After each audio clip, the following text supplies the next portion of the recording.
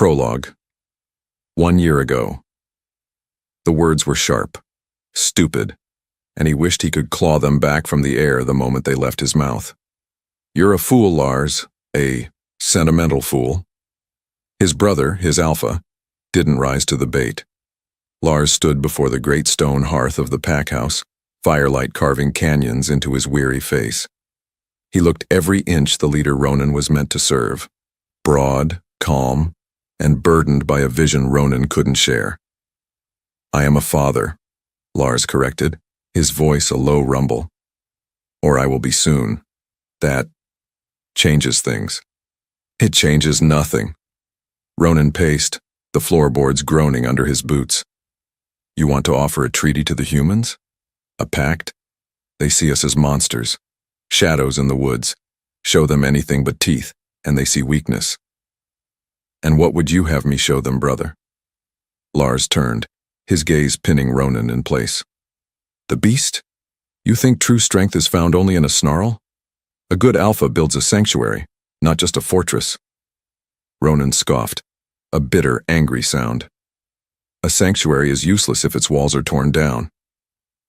Lars's shoulders slumped, a rare crack in his composure. I worry about you, the rage you carry. It's a tool, Ronan, not a heart.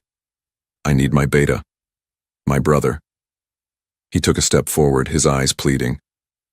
The world is changing. We must change with it, or be swept away. Pride, cold and hard, coiled in Ronan's gut. He saw only his brother's idealism, a softness that would get them all killed. He couldn't see the love. He turned his back on his alpha. He stormed out into the crisp night, the scent of damp earth a balm on his temper. He let the pack house door slam shut. On the argument, on his brother's disappointed face, he never saw him alive again. The wind was a liar. A week later, returning from a long, fruitless patrol, it carried the scent of home. Pine, hearth smoke, roasting meat. But underneath it all, clinging to the familiar notes like a parasite, was something else.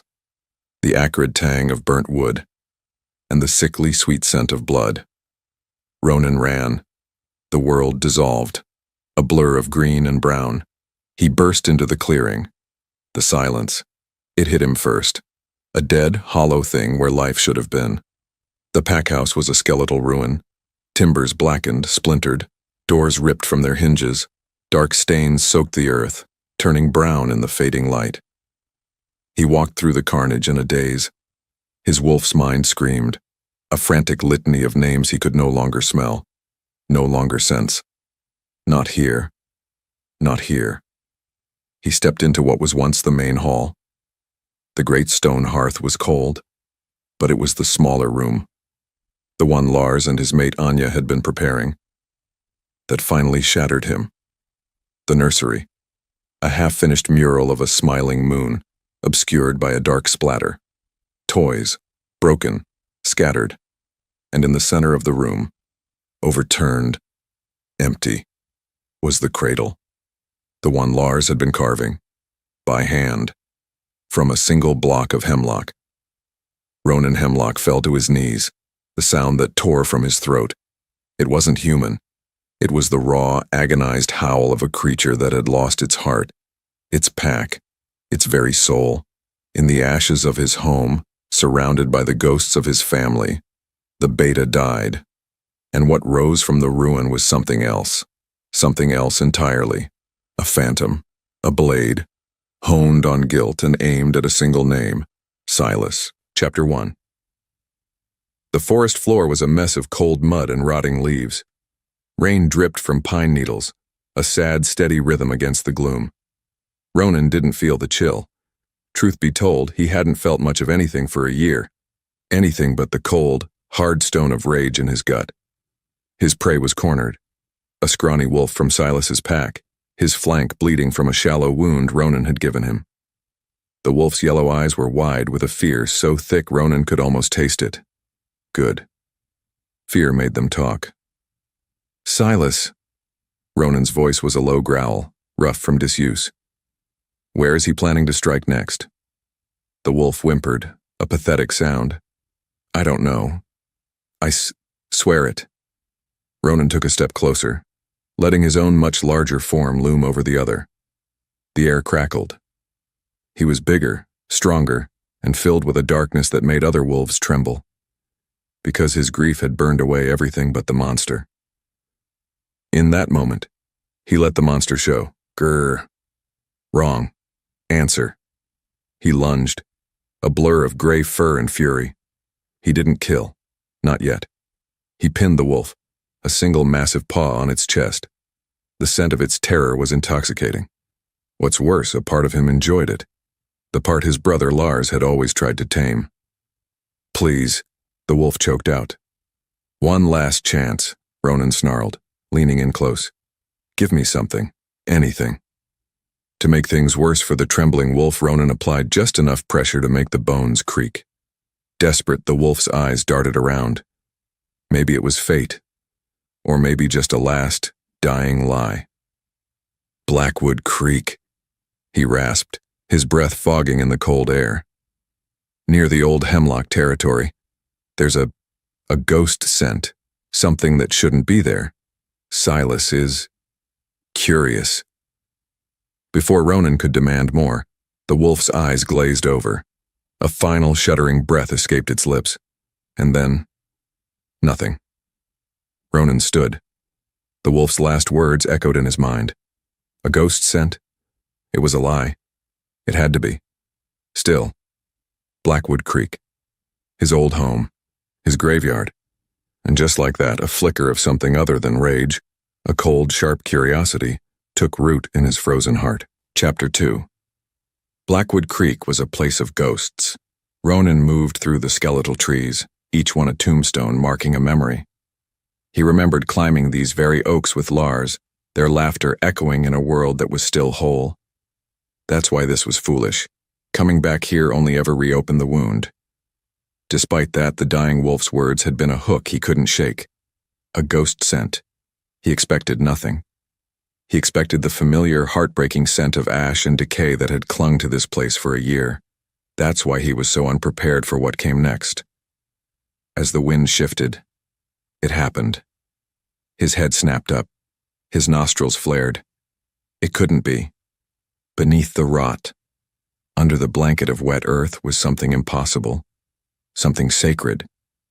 It was the scent of his bloodline, winter frost, the scent of his father, and his father before him, the scent of Lars. His heart, a dead thing in his chest, gave a single painful thump. He stumbled forward as if pulled by a string, his body moving on instinct. The scent was faint, so faint. But it was there, clear as day. He wasn't mad. He would know that scent anywhere, because it was the scent of his own soul. Moments later, he dropped to a crouch, his fingers tracing the damp ground. He closed his eyes, focusing, letting his wolf's senses take over. The bloodline scent was tangled with two others. One was human, clean with a faint floral note he couldn't place. Fear clung to it, sharp and metallic. The other scent was wolf, but not Silas's filth, not his own pack's ghost. It was something new, something unfamiliar. His thought spun. A human and an unknown wolf. Here, with the scent of his dead brother hanging in the air? None of it made sense. No matter how hard he tried, he couldn't fit the pieces together. It felt like a trap, yet his bones remembered the call of family. The scent was a story he didn't understand, a story of life in a place of death, a story of a bond he thought, impossibly, was severed forever. Deep down, he knew the truth. This wasn't just a scent, it was a summons. And he had to answer. Chapter 3. The impossible scent led him deeper into the woods, toward the one place he never wanted to see again. Anya's cabin, the small home on the edge of the territory where his brother's mate had often gone for solitude. It should be a ruin, like everything else. Instead, it was whole. A thin curl of smoke rose from the chimney. His instincts surged. This was wrong. All wrong. His world tilted on its axis. He moved low and silent, a gray shadow flitting between the trees. The tension broke when he found the tracks. Large, aggressive. One of Silas's brutes. He knew the print well. He'd been hunting them for a year. The tracks were fresh, leading toward the cabin. However, he saw more. Signs of a struggle. A patch of earth torn up, a smear of blood on a fern, almost black, and a smaller set of tracks. Human. His protective instincts, dormant for so long, roared to life. He was no longer a hunter seeking vengeance. He was a guardian, a protector, because whoever was in that cabin was in danger. He crept closer, his body a coiled spring of lethal intent. The scent of the human was stronger here, laced with a terror that made the hairs on his neck stand on end. He could smell their fear, their desperation, and something else. Something sweet and innocent. With every heartbeat he drew nearer, until he was crouched behind a thicket of ferns just yards from the cabin door. The silence stretched, a taut wire of suspense. He strained his ears, listening for a scream, for the sound of a fight, for anything. Without warning, he heard it.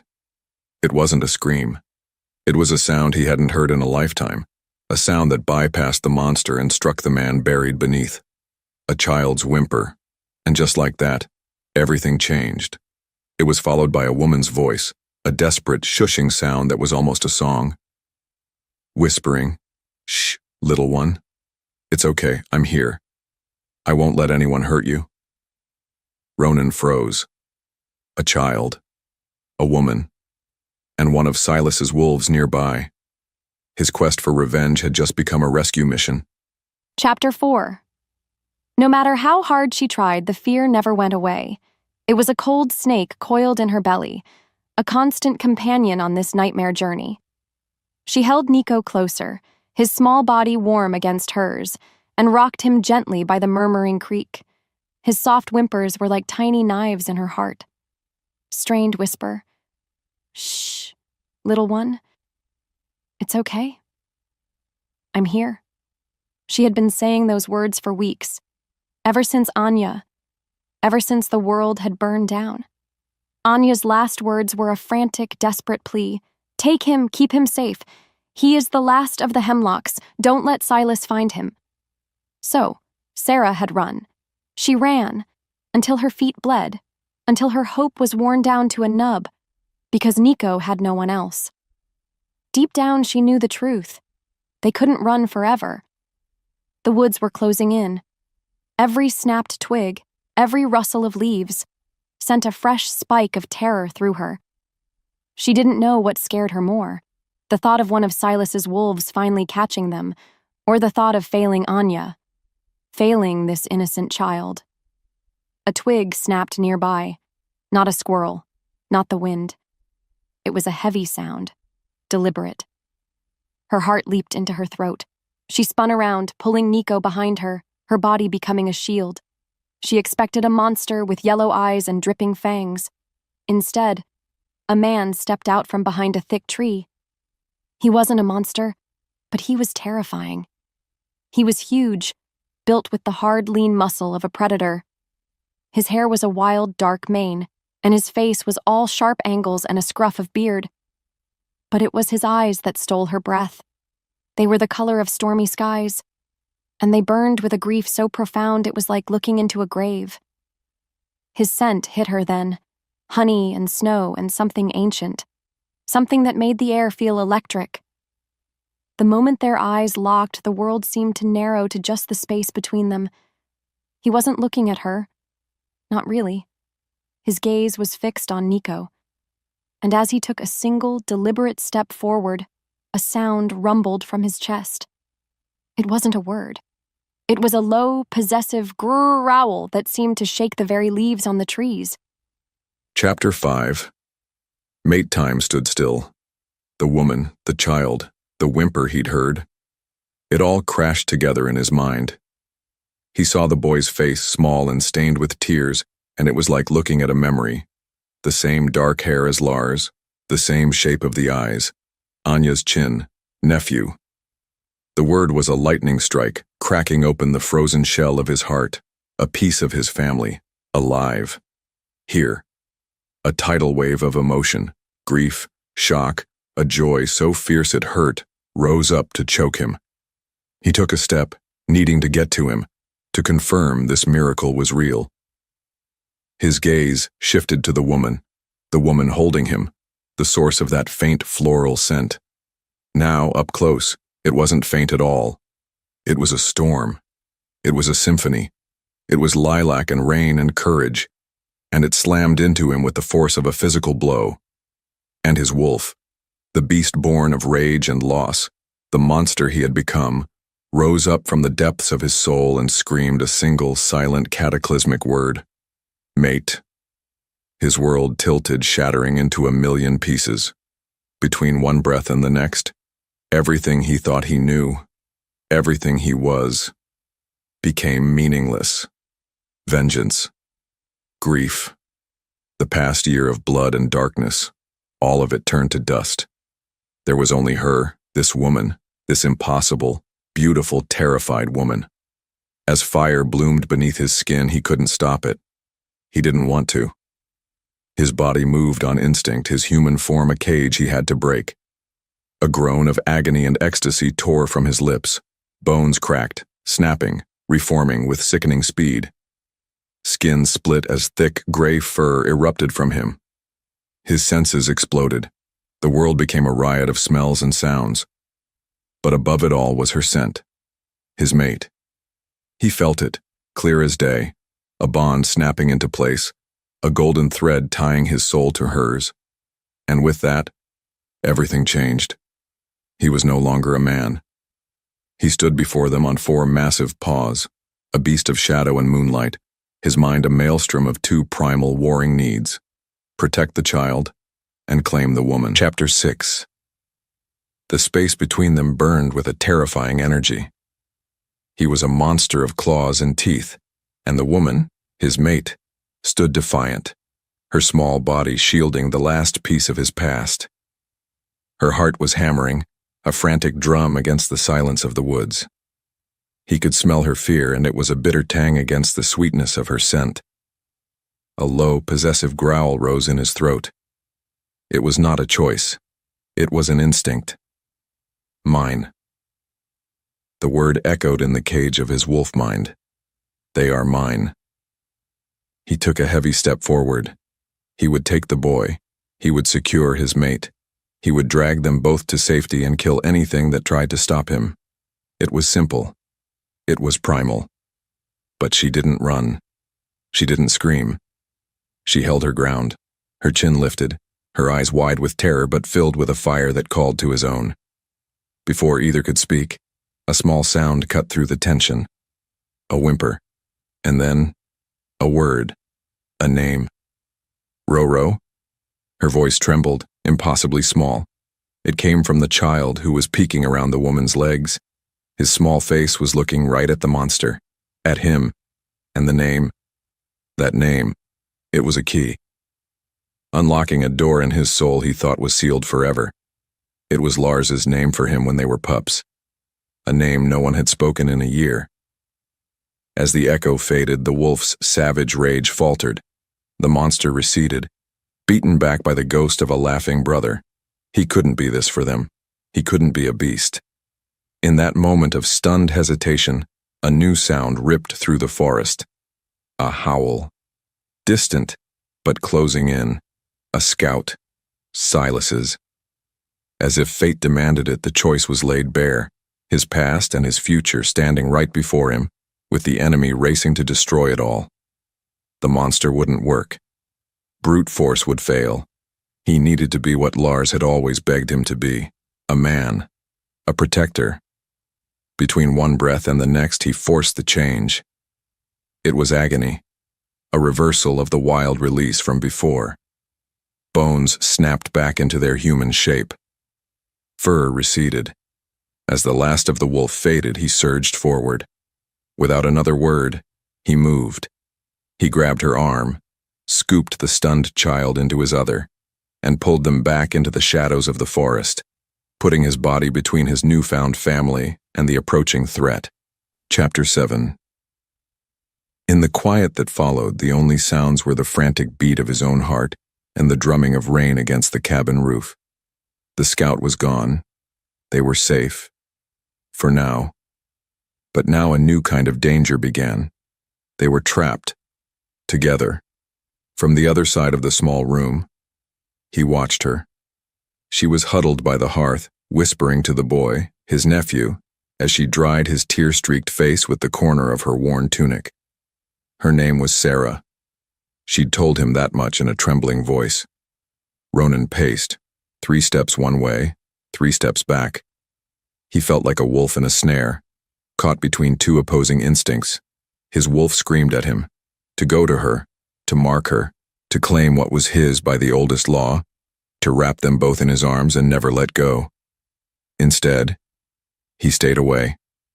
He stayed away because he didn't trust himself. The monster he'd become was too close to the surface, and she looked at him with the same fear as the prey he hunted, which meant he had to be better. He had to be the man Lars had believed he could be. More importantly, he had to figure this out. How did she know Anya? How did she have Lars's son? He remembered a story Anya once told about a human friend from her childhood, a girl who saw the magic in the world when others saw only shadows. Could this be her? As the silence stretched, becoming a heavy, suffocating blanket, she finally looked up from the child. Her eyes, the color of a forest floor, all moss and rich earth, were wide and direct. Her chin was lifted, a small act of defiance that made his heart ache. Softly, almost afraid to ask, "You're one of them, aren't you? A werewolf?" He just nodded, his throat too tight for words. She took a breath, gathering her courage. "You knew him then, my friend Anya, and you knew her husband, Lars, didn't you?" Her name hung in the air, a ghost in the small, dim cabin. And with that single question, the fragile wall between them began to crack. Chapter 8. To make things worse, the storm broke with a vengeance. Rain hammered the roof and a steady drip, drip, drip started in the corner, soaking their last dry blanket. Nico shivered, a full-body tremor that had nothing to do with fear and everything to do with the biting cold. Sarah's thoughts spun. The fire was dwindling. She had nothing else to keep him warm. Meanwhile, the wild man, Ronan, sat in the shadows, a brooding storm of his own. He'd confirmed he was a wolf, but said nothing else. He just watched them. He watched them with an intensity that felt like a physical touch, a gaze that seemed to see right through her skin. She didn't know how much more she could take. The terror of the woods outside, the tense silence inside, it was all pressing in. But then Nico let out a weak, chattering cry, and her own fear became secondary. His survival was all that mattered. As if summoned by the sound, he moved. He didn't speak. He simply stood, his large frame seeming to swallow what little light there was. For a terrifying second, she thought he was coming for them. Rather, he walked to a dusty chest in the corner and pulled out a thick, heavy bearskin. He laid it by the hearth, then sat down, wrapping it over his shoulders. He looked at her, then, pointedly, at the space beside him. It was an invitation, a terrifying, insane invitation. Her body screamed at her to refuse, to stay away. But Nico shivered again, and she knew. She had no choice. Her heart pounding, she picked up her sleeping nephew and crossed the room. She hesitated for a breath, then slid down beside him, pulling the heavy fur over them both. The heat that rolled off his body was shocking, a furnace, a primal heat that sank deep into her bones. With his scent in the air, that intoxicating mix of honey and winter, she was surrounded by him. Under the weight of his stare, she felt the deep, rhythmic thrum of his heartbeat against her back, and a strange, unwelcome thought surfaced. She had never felt so terrified, and yet so utterly safe in her entire life. Chapter 9. Come morning, the storm had passed. Ronan hadn't slept. How could he? His mate, had slept curled against his side all night.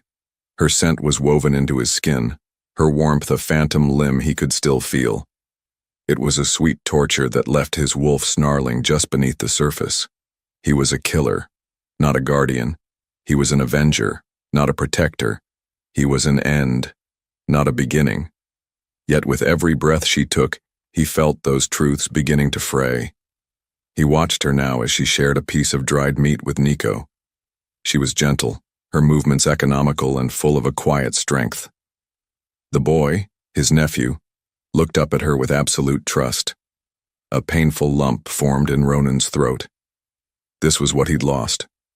Family, a home, a future. And then, as if fate demanded it, a new scent cut through the damp morning air. Wolf.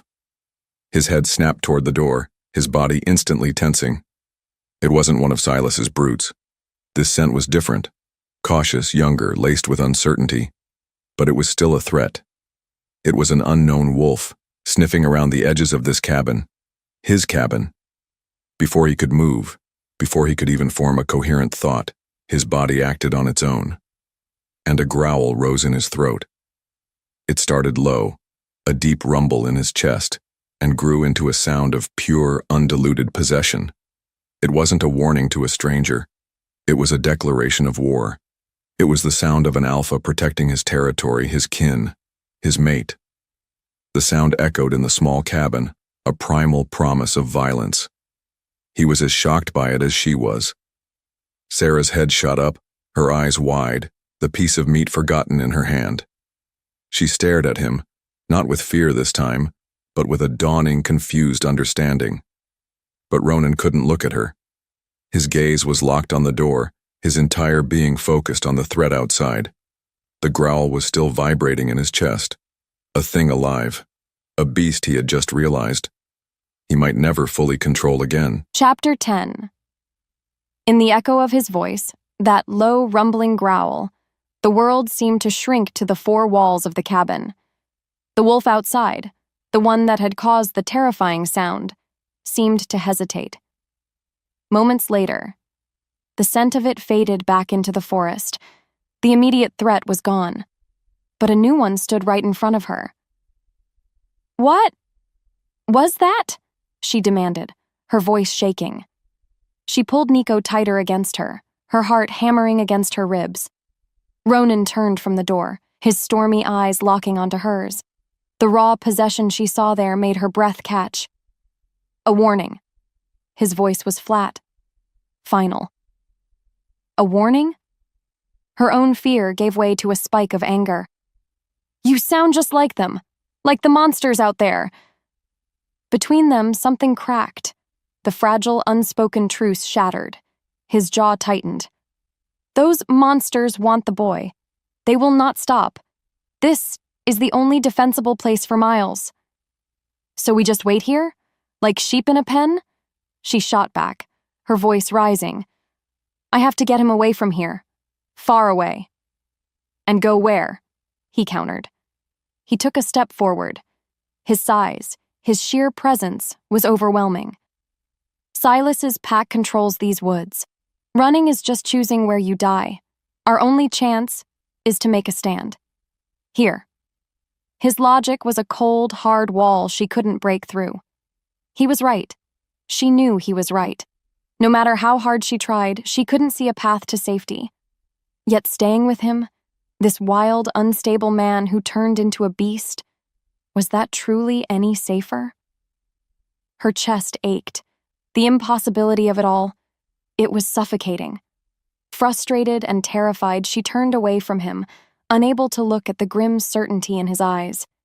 She needed something, anything, an answer, a clue. As if pulled by a string, her gaze fell upon Anya's old satchel, tucked away by the hearth. Without thinking, her hands were moving, tearing through the contents: dried herbs, a spare tunic, a small carving of a bird. She didn't know what she was looking for, but she had to do something. Her fingers brushed against something hard, a false bottom in the leather, a hidden compartment, and inside, a small leather-bound book. Chapter 11. He watched her, a storm of frustration churning inside him. Why couldn't she see? He was trying to protect her, to protect them all. His logic was sound, his instincts honed by a year of surviving alone. Yet, she looked at him like he was the enemy. Then she found the journal. The moment she pulled the small leather book from the bag, the air in the cabin shifted. He recognized it. Anya was always writing in it. He'd thought it lost in the fire. "What is it?" he asked, his voice rough. "It's her journal," Sarah whispered, her fingers tracing the worn cover as if it were a sacred relic. She fumbled it open to a page marked with a dried wildflower, her eyes scanning the elegant script. Her hands were shaking as she began to read aloud. Softly. "There are old stories, whispers of women in human bloodlines with a touch of the moon's magic. They call them binders." Ronan froze. He'd heard the term before, in old pack lore, a myth, a fairy tale. Sarah continued, her voice gaining a strange, resonant strength. "A binder's soul can connect with a wolf's, not to control, but to soothe, to understand. They say a wolf bonded to a binder is a wolf made whole, his beast and his man in perfect balance. It is why our bond, my love, is so complete." She looked up at Ronan, her eyes wide. "She was writing to your brother." His throat was dry. He could only nod. "There's more," Sarah said, her gaze dropping back to the page. "A final entry."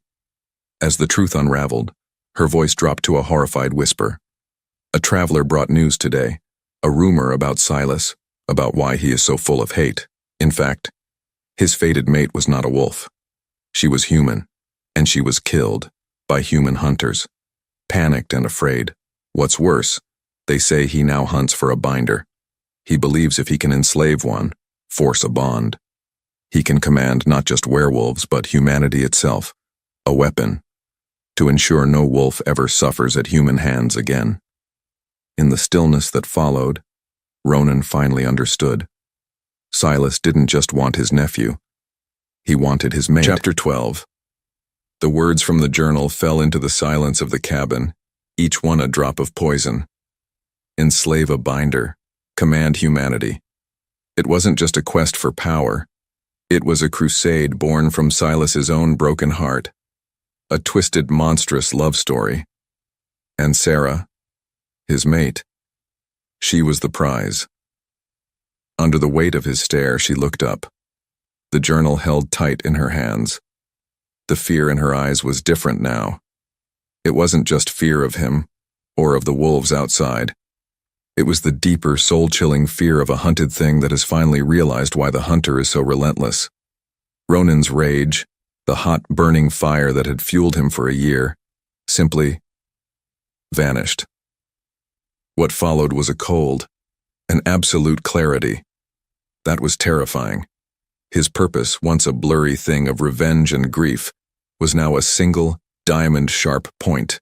Protect her, annihilate him. Without another word, he crossed the room in 2 long strides. He stopped in front of her, close enough to feel the warmth of her body, to smell the terror and lilac on her skin. He gently took the journal from her trembling fingers and set it aside. He leaned down, his voice a low, lethal promise. "This changes everything." She flinched, expecting him to yell, to rage. Instead, he looked at her with an unnerving calm. "He's not just hunting a child anymore. He's hunting you."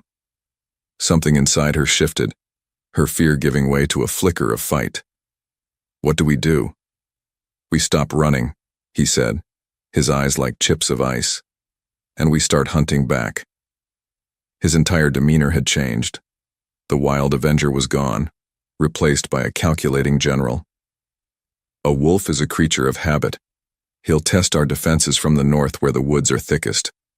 The window on that wall? That is your post. You will tell me if you see so much as a shadow move. You will be my eyes." She stared at him. Her lips parted in shock. He was no longer treating her like a fragile human to be sheltered. He was treating her like a soldier, and in his eyes, she no longer saw the wild grief of a broken man. She saw the cold, hard promise of total war. Chapter 13. What followed was a tense sort of dance. For 3 days they moved in the tight confines of the cabin, a man and a woman bound by a threat they were now actively plotting against. The fear was still there, a constant hum beneath the floorboards, but now it was mixed with something else, a sharp, dangerous resolve. "They'll come from the north," he'd said, his voice flat gravel. "The tree cover is thickest. They'll send 2, always 2, one to engage, one to flank." Sarah had listened, her eyes wide but focused. She was a quick study, her fear honing her senses to a razor's edge. He saw the strength in her, the same iron will that had kept her and Nico alive for weeks alone in these woods. He was a fool for not seeing it sooner. After that they prepared. He showed her how to build a deadfall trap, a lattice of heavy logs held by a single, cleverly cut trigger vine. He would be the bait. She would be the trigger. On the 3rd day, they came. Ronan scented them long before a human would have. He gave Sarah a sharp nod. She slipped behind a large oak, her hand on the release vine, her face pale but set. Ronan moved into the clearing, an easy target. The first wolf, a big brute with a scarred muzzle, burst from the trees with a snarl. Just as planned. Ronan met him head-on, a whirlwind of claws and teeth. He was a better fighter, stronger, faster. But as he fought, he kept his senses tuned for the second one, the flanker. A twig snapped to his left. He braced for the attack.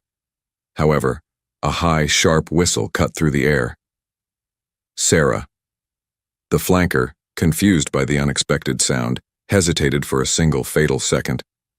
It was all Ronan needed. He disengaged, spun, and lunged for the flanker, tearing its throat out in one savage motion. Even so, the first brute was on him, its jaws snapping at his shoulder. He roared, throwing it off just as Sarah cut the vine. A sound like thunder as the heavy logs crashed down, crushing the brute beneath them.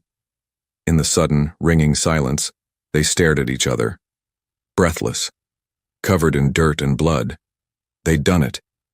They had won.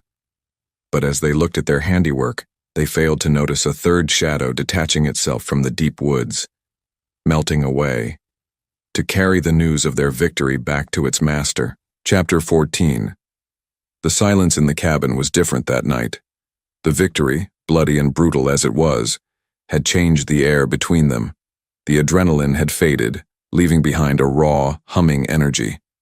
He watched as she cleaned a shallow cut on her arm, her movements precise, her expression fierce. She had not flinched. She had not panicked. She had been a warrior, and his wolf, which had been pacing a cage inside him, finally broke free. The moment their eyes locked, he knew he was lost. The time for holding back, for pretending he was anything other than what he was over. He crossed the small space in a single silent stride. Her breath caught. He saw the flicker of question in her eyes, but underneath it, something else. Acceptance.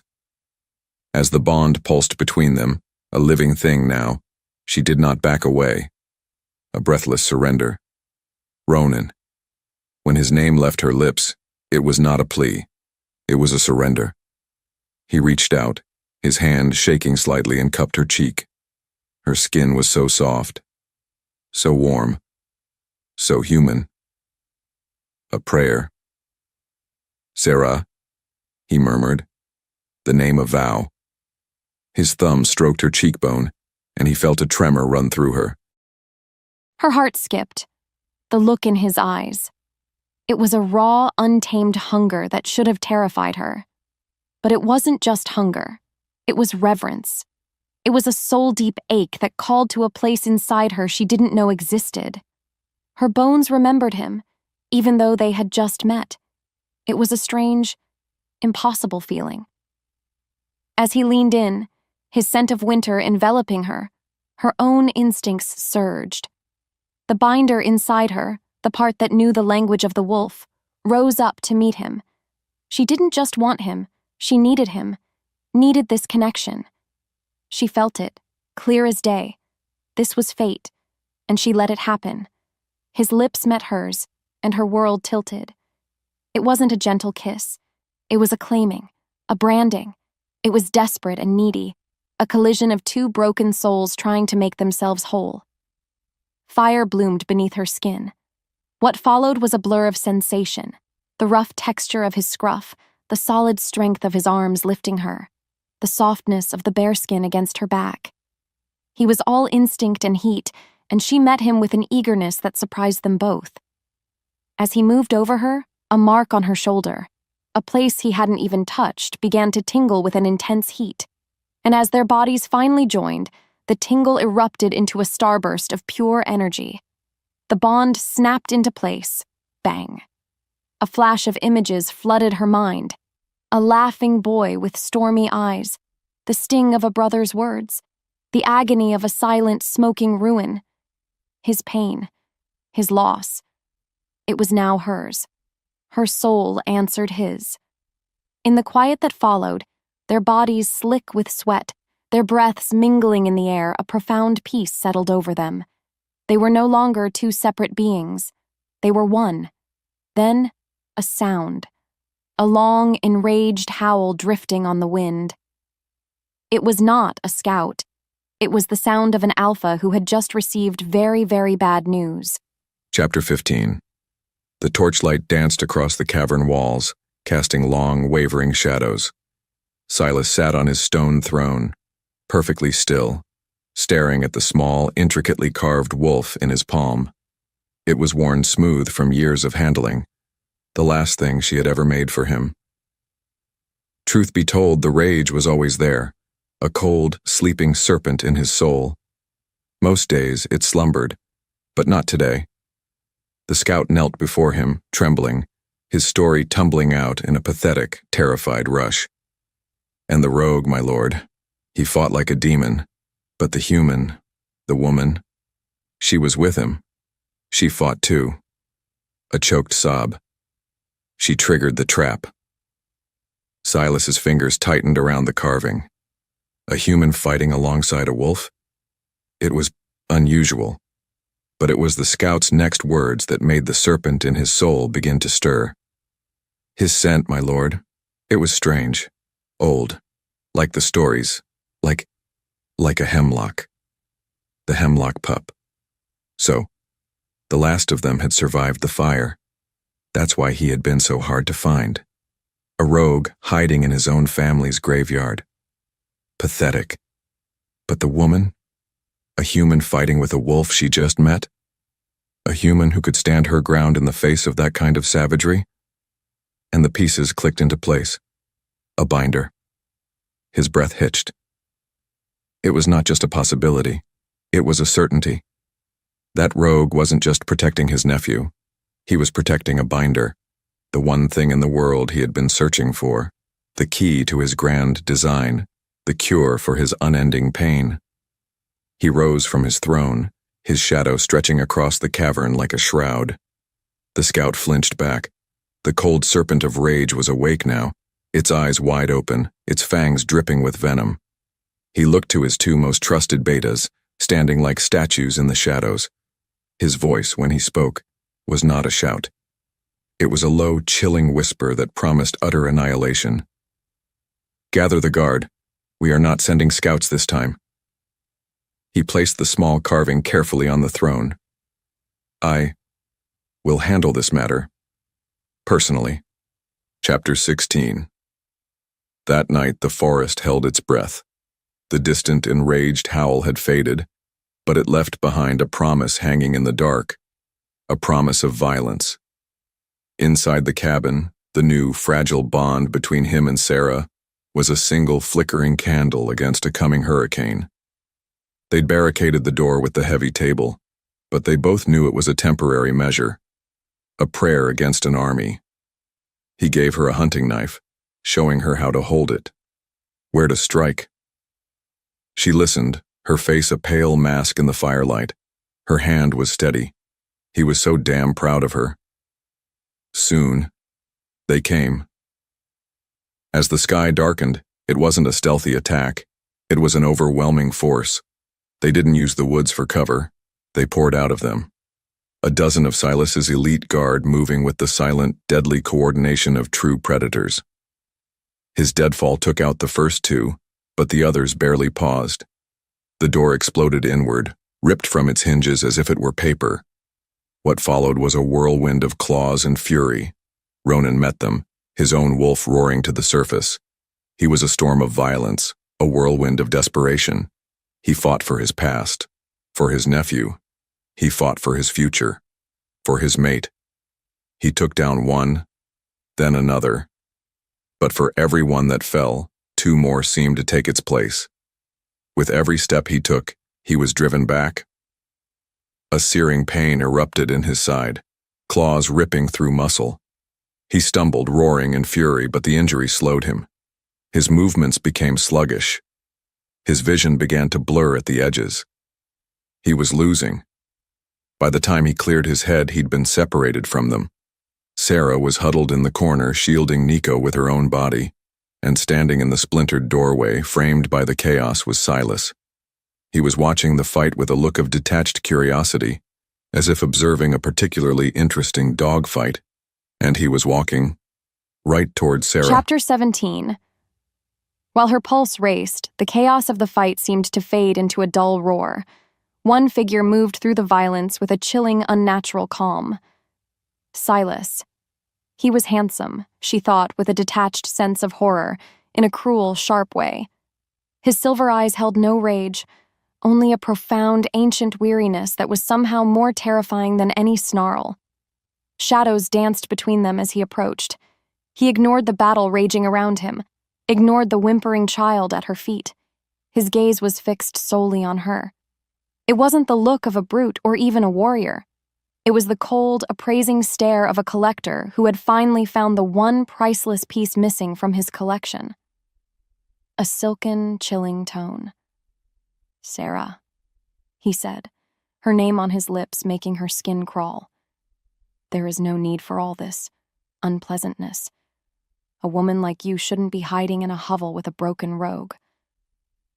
As if the world narrowed, she could only see him, see the calculated purpose in his eyes. He wasn't here to kill her. He was here to claim her, like an object. "You have a gift," he continued. He took another slow step. "A power you can't possibly comprehend. With me, you could be a queen. You could ensure no one like him." He gestured dismissively toward Ronan. "Ever has to suffer again." Her breath caught. He was twisting his own pain into a promise, a poisoned crown he wanted to place on her head. Across the room, she saw a flash of gray fur as Ronan was slammed against the far wall. He hit the floor with a sickening thump and didn't get up. He was struggling, trying to push himself up, but he was too injured. He couldn't reach her. Her chest ached with a sudden, shattering despair. They had lost. Silas smiled then. It was not a happy smile. It was a look of sad, inevitable triumph. "Don't fight it," he murmured, his voice like silk. "It is, after all, your destiny." He reached out a hand, his long, elegant fingers reaching for her face. Chapter 18. Pain. It was a roaring ocean, and he was drowning in it. The taste of blood, of dirt. It filled his mouth. He tried to push himself up, his muscles screaming in protest, but his body wouldn't obey. The gash in his side was a river of fire. His thoughts spun. He blinked, trying to clear the red from his vision, and he saw it. Silas, reaching for Sarah, his mate. He saw the calm, possessive triumph on the other alpha's face. He saw the terror in Sarah's eyes. He saw his own failure, laid bare on the floor of the cabin. A year of hunting, a year of rage, a year of letting the monster rule him, all for nothing. He had failed his brother, he had failed his pack, and now he had failed his mate. In the stillness that followed, something inside him broke. The rage, the great burning pyre that had kept him going for so long, simply died. It didn't fizzle. It was snuffed out, leaving behind only the cold, bitter taste of ash. There was no more strength, no more vengeance, just a hollow, empty cavern where his soul used to be. He had lost. He had become the monster, and the monster wasn't enough. He let his head fall back against the floorboards. His chest ached with a despair so total it felt like a physical weight, crushing the very air from his lungs. He closed his eyes. He had nothing left. But then, as Silas's fingers were about to graze Sarah's skin, a sound ripped through the cabin. It wasn't a cry of pain. It wasn't a whimper of fear. It was a scream of pure, raw, earth-shattering power. And it came from Sarah. Chapter 19. In the span of a breath, the world changed. One moment, he was drowning in an ocean of ash and despair. The next, he was struck by a sound. Her scream. It wasn't a sound of fear. It was a wave of pure, raw energy that slammed into him, clearing the red from his vision and the despair from his soul. It was the sound of dawn breaking after a long, dark night. The force of it threw Silas back a step, his arrogant smirk replaced by a mask of stunned disbelief. His elite betas whimpered, staggering back with their paws over their ears, their feral minds overwhelmed by a power they couldn't comprehend. Ronan pushed himself up, his body protesting, the pain in his side a distant echo. He looked across the ruined cabin, and he saw her. Sarah was standing over Nico, her small frame radiating a faint, silver light. Her head was thrown back, her eyes were closed, and the power pouring from her was not a weapon of hate, but a shield of pure, protective love. She wasn't a victim. She was a warrior, a queen, and she had just saved him. Something inside him shifted. The cold, brittle monster that had driven him for a year finally crumbled to dust. It was not replaced by his old rage. Instead, a new strength flooded his veins, a strength drawn not from his own pain, but from her power, from their bond. His bones remembered her, not as a prize to be won, but as the other half of his own soul. And as though fate whispered a new command, he got to his feet. He felt no pain, only a profound, humbling awe. He met Silas's shocked gaze across the room. A beat later, the other alpha's eyes narrowed, his confusion turning back to possessive fury. But it was too late. The game had changed. Ronan was no longer a broken avenger fighting for the past. He was his mate's champion, fighting for their future. And he was going to end this. Now. Chapter 20. As the echo faded, the power drained from her, leaving her weak and trembling, her ears ringing. She sagged against the wall, pulling Nico into her lap. She didn't understand what had just happened. What was that power? It had felt ancient, a part of her she never knew existed. In the stillness that followed, the battle ended. While Silas and his wolves were still reeling, stunned by her scream, Ronan moved. He was no longer a raging beast. He was a swift, silent blade. There was no fury in his movements, only a clean, lethal purpose. In 2 heartbeats, it was over. Ronan stood over Silas's still form, his chest heaving. The remaining betas, their alpha slain, broke and fled into the darkness like ghosts. The silence they left behind was heavier than the noise of the fight. It was thick with the smell of blood and ozone, and the weight of what they had just survived. Ronan came to her then. He knelt before her, his stormy eyes clear for the first time. The grief was still there, but it was no longer a storm. It was a quiet sea. He gently brushed a stray lock of hair from her face, his touch so full of reverence, it made her ache. A rough whisper. "You saved us," he murmured. While the forest held its breath, she could only shake her head, still in shock. I don't know what I did. You were you," he said simply. And that was everything. But then, a new shadow fell across the splintered doorway. They both tensed, Ronan instantly moving to stand between her and the entrance. It was the cautious wolf from the day before. "Finn," He wasn't aggressive. He looked at the body of his former alpha, at the devastation, and then at Ronan. His expression was a mixture of fear and a strange, grudging respect. A beat later, the wolf slowly lowered himself to the ground, his head bowed, a gesture of submission. His voice, a gravelly statement of fact. "Our pack is broken," Finn said. "Our alpha is dead. By the old law, leadership falls to the A who took him." He lifted his gaze, his yellow eyes locking onto Ronan's. "Leadership falls to you." Chapter 21. The wolf's words hung in the air, heavy with the weight of tradition. Leadership falls to you. A year ago, the monster inside him would have roared in triumph. He would have taken the title, taken the pack, and ruled them with the same iron fist as Silas. It was the law of the wild, the law he had lived by. On the other hand, he wasn't that wolf anymore.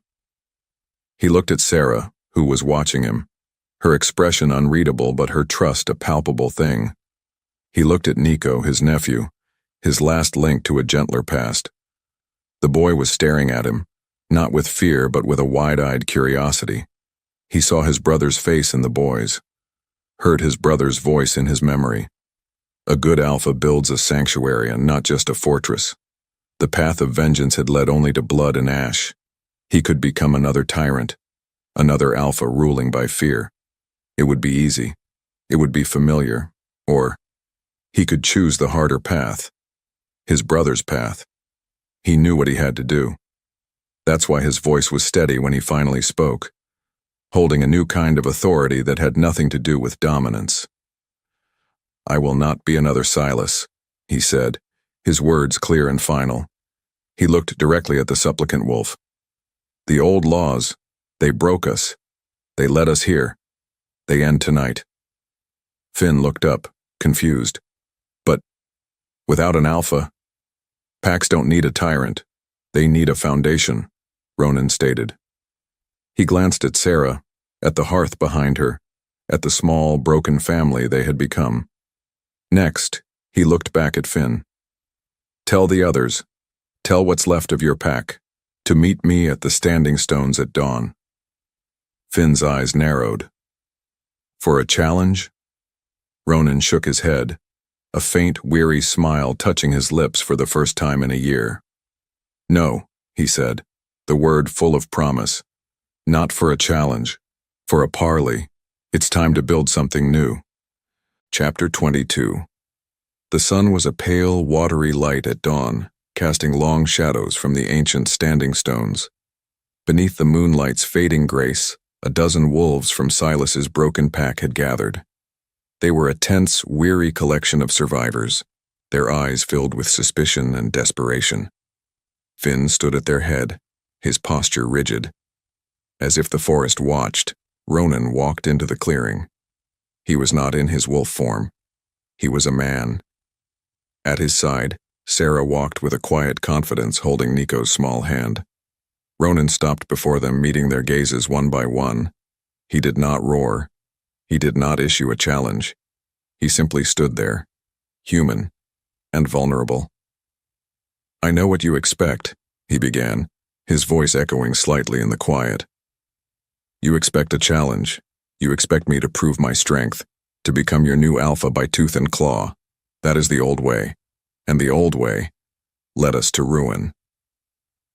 He took a breath, letting his own failure hang in the air for them all to see. "I spent a year as a monster, fueled by hate. I thought vengeance was strength, and I was wrong. It was a poison that nearly destroyed me, and it would have destroyed all of you." His voice trembled not with weakness but with the weight of his conviction. "My brother Lars wanted to build a sanctuary. I thought he was a fool, but he was a visionary. He knew that a pack built on fear will always crumble." He held out his empty hands. "I am not your alpha. I will not command you." Then, he made his offer. "My brother's pack was hemlock. This cabin," he glanced back at Sarah, "is our hearth. I offer you the Hemlock Hearth Pact, not a pact based on blood, not a territory ruled by dominance, A sanctuary, based on choice. He looked at them, his heart bare. You are free to go. No one will stop you. His voice softer now. But if you choose to stay, you choose to build. You choose peace. In the stillness that followed, the future of their entire world hung on a single fragile thread of hope. Chapter 23.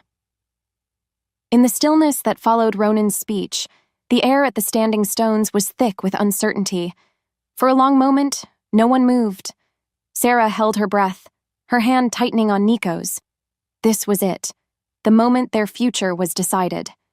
The tension broke.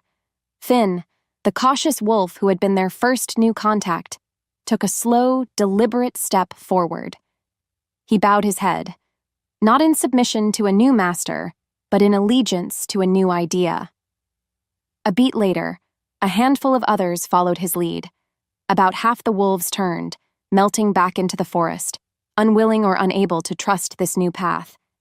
It wasn't a total victory, but it was a start. It was enough. That evening, the cabin felt different. It was no longer a cage, but the beginning of a home. Ronan, Finn, and Sarah sat around the hearth, the firelight casting a warm, hopeful glow. If this is going to work, Ronan said, his voice thoughtful, we need rules, not laws from an alpha, but an agreement, a promise to each other. Everyone hunts, everyone builds, Finn rumbled, his gaze surprisingly clear. No one carries more weight than another. Ronan nodded in agreement. And the pups, they are the responsibility of the entire pack.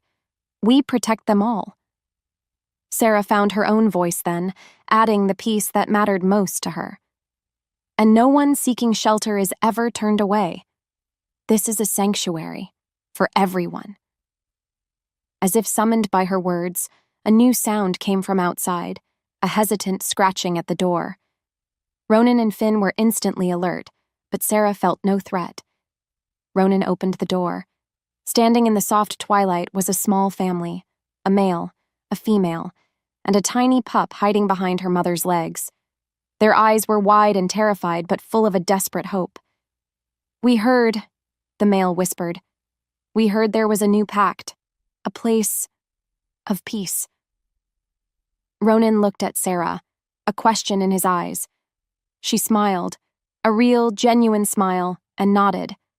The first test of their new world had arrived, and they would not fail it. Ronan stepped back, opening the door wider. His voice full of a warmth she'd never heard before. Welcome to Hearth. Chapter 24.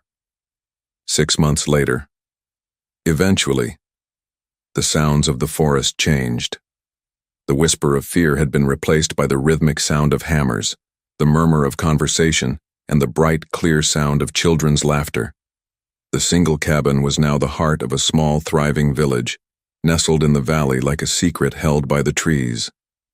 Ronan stood on the porch of his own expanded cabin, a mug of warm cider in his hands. He watched Finn patiently teaching a group of young wolves how to read tracks not for war, but for the hunt. He saw families once bitter enemies under Silas's rule, working together to raise the wall of a new home. The past was not forgotten. It was a lesson. More importantly, he saw Nico. His nephew was no longer the haunted, whimpering child he'd found by the creek. He was a boy, a happy, loud, dirt-stained boy chasing a pack of other pups through the village square. His laughter, the sweetest music Ronan had ever heard. The ghosts that had haunted Ronan for so long were finally quiet, replaced by the warmth of the life he had helped build. The screen door creaked open, and Sarah came to stand beside him, leaning her head against his shoulder. Her hand rested on the gentle, protective curve of her belly. They stood in comfortable silence for a long moment, watching their world, their peace. Soon after they had defeated Silas, Ronan had returned to the ruins of the old pack house. He had found the overturned cradle, the one his brother had been carving. He'd brought it home, and piece by piece, he had sanded, mended, and restored it. It sat inside their cabin now, polished and waiting. He looked from the thriving village to the woman who was his heart to the swell of her stomach that held their future. The cycle of vengeance was broken, and the circle of life had begun anew. He was no longer avenging the dead.